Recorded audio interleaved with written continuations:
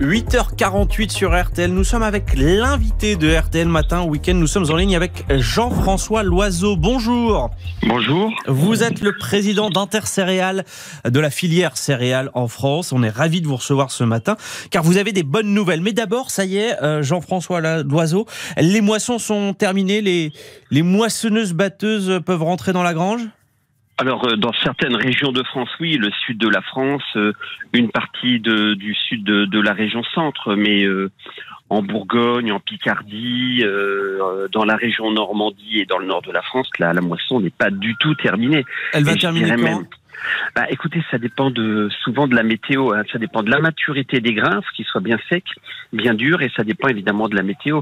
Donc dans le nord de la France, où il y a quand même de belles parcelles et de beaux potentiels, c'est plutôt d'ici 15 jours, 3 semaines, vous voyez. Mais on a quand même déjà une belle rentrée de grains dans les silos. Et on peut donc déjà faire un premier bilan. Avec vous, ce matin, on devrait donc atteindre plus de 35 millions de tonnes de blé. Pourquoi c'est un bon chiffre, Jean-François Loiseau ?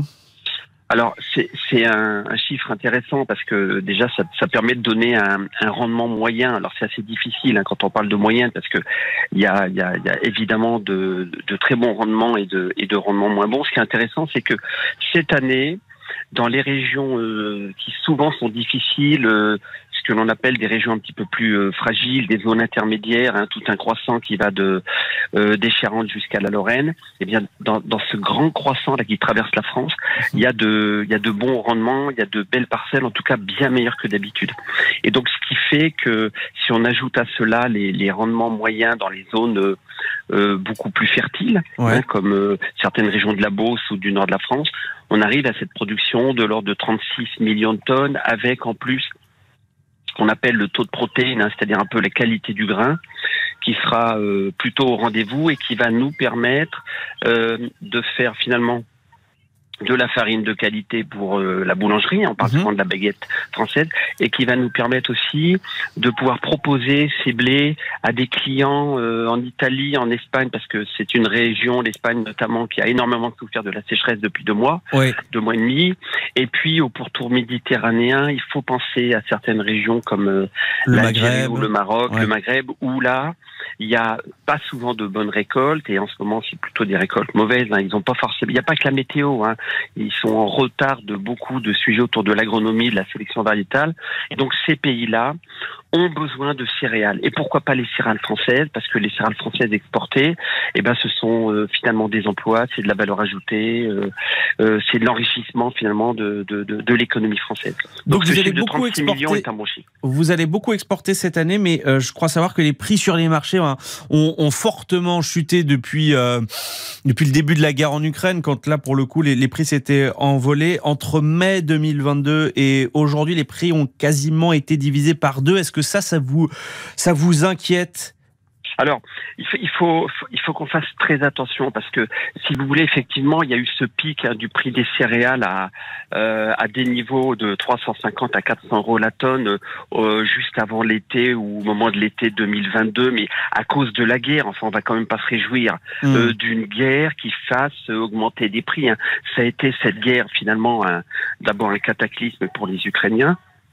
Et puis surtout, on a bien vu que toute l'économie, toutes nos économies, même européennes, dépendaient énormément de régions comme l'Ukraine, parce que nous étions en très forte dépendance de produits manufacturés. Et donc, ce qui est important, c'est de bien partager le fait que pour un agriculteur, pour un meunier, pour un boulanger, pour un malteur, pour un exportateur de grains, il y a des coûts de production, des coûts inhérents aux charges sociales, à l'achat de la matière, etc., qui font que il faut un prix d'équilibre.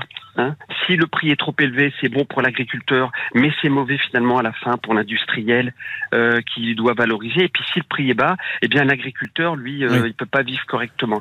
Donc le bon prix d'équilibre, il a été au cours du mois de décembre, janvier. Là, il est trop bas. Le prix est trop bas pour la filière céréalière et notamment pour les agriculteurs. Et ce qui est intéressant, c'est qu'il faut que tout le monde comprenne que la bonne équation, c'est pas d'écraser son voisin, c'est-à-dire celui qui vous vend ou celui à qui vous vendez. C'est d'avoir un bon équilibre économique pour tout le monde vive. correctement finalement de son métier et surtout fasse de la qualité pour ses clients. Vous parliez des consommateurs, Jean-François Loiseau. Est-ce qu'une bonne récolte signifie une baisse des prix dans les supermarchés pour les pâtes, pour la baguette de pain? Alors, s'il y a une bonne récolte au général, oui. Ça fait, à la fin, alors il y a un peu d'inertie, ça fait de la baisse. Mais attention... c'est une bonne nouvelle quand même, que vous nous annoncez ce matin. Alors, si je peux me permettre, le prix des pâtes, par exemple, les pâtes, elles sont fabriquées avec du blé dur. Avec le blé dur, on fait de la semoule et avec la semoule, on fait des pâtes. Le premier pays producteur de blé dur au monde, c'est le Canada. Donc, si vous faites une belle récolte française et que le Canada fait une mauvaise récolte, vous pouvez quand même avoir des prix assez hauts parce que le marché directeur, il est canadien. Par contre, si vous avez une mauvaise récolte en France, il y a un marché canadien très productif, si je peux dire, eh bien là, les prix vont s'effondrer.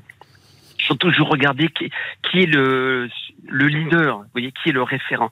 Donc, en blé dur pour les pâtes, c'est le Canada. Donc, ils ont une récolte qui est correcte, mais qui va pas être extraordinaire. Et en blé tendre, il ne faut pas oublier que des pays comme la Russie, l'Ukraine, alors je parle pas de l'Inde, des États-Unis ou de la Chine, qui sont de gros producteurs, mais le marché directeur, c'est-à-dire là où se fait le prix, c'est en Russie et en Ukraine. Et le sujet aujourd'hui, il est lié évidemment à la capacité des Ukrainiens à sortir du blé, à exporter, à faire des trains, à faire des bateaux. Tout à fait, parce que là, justement, il y a des négociations qui sont en cours entre l'Ukraine, entre la Russie, avec la Turquie en médiation. Et pour l'instant, ces négociations, elles piétinent. Quelles sont les conséquences pour vos marchés céréaliers et pour vous, agriculteurs français ?